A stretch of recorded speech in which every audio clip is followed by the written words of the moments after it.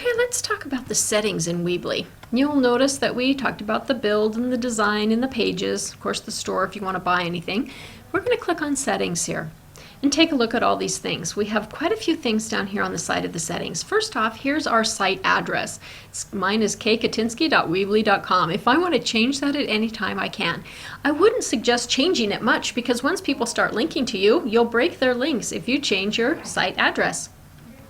I don't like to have the My Site or whatever this is showing on my page because I like to do something creative in an piece of artwork that would include the name of my site. So I just uncheck that. But if you like that to show, then you probably want to change this to your name or whatever your page is. If you're going to have that show, you're going to be wanting to make sure that it makes sense. SSL, you have to upgrade for these. Favicon, again, you have to upload, or you have to have the pay version to do that. If you want to set a password on this site, let's say you're working with students and you only want the parents to know or see this, or maybe you don't want anyone to see it except for yourself, you can put a password in here and save. You can group excess pages under More. And I can show you what that looks like really fast. I'll just make a whole bunch of pages here. And you'll see that the navigation gets filled up rather quickly. And they'll all just be lumped at the end. Let's go to our web page and see if we have it yet. Oh no, there's still, I need to add some more to get them linked some more. So now we probably have it where it's going to say more. Oh yeah, here we go. So they're linked underneath. In fact, we're not seeing them very well right now.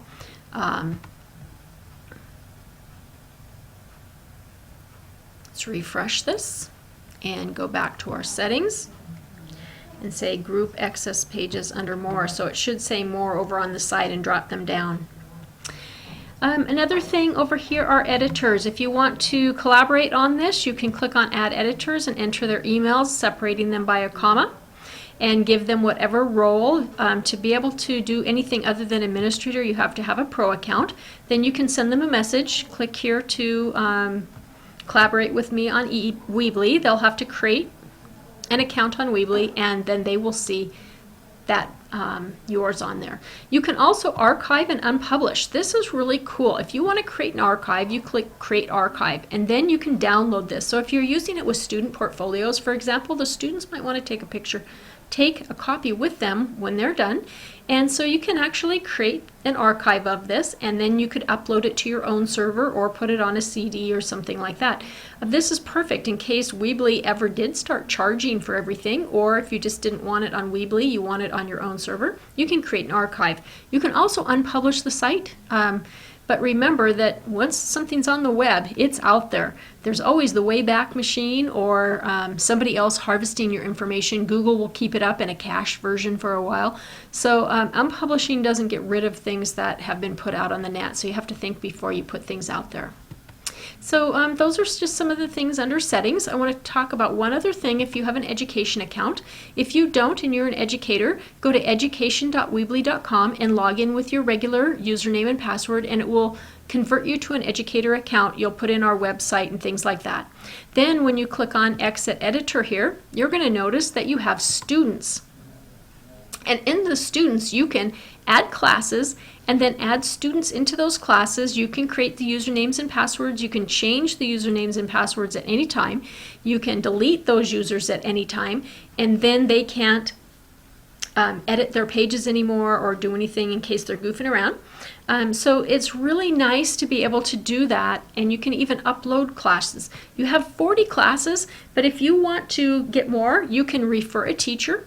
And for every teacher who publishes, they have to actually publish the site, not just sign up for an account, a Weebly page, then you'll get 10 more students. So that's another nice little thing too. So settings, and then you're going to go back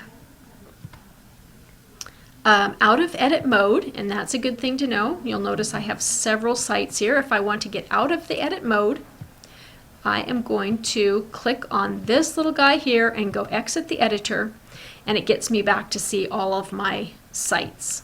And I could edit a different one or get into my students if I wanted, or my account, change my username and password, that type of thing.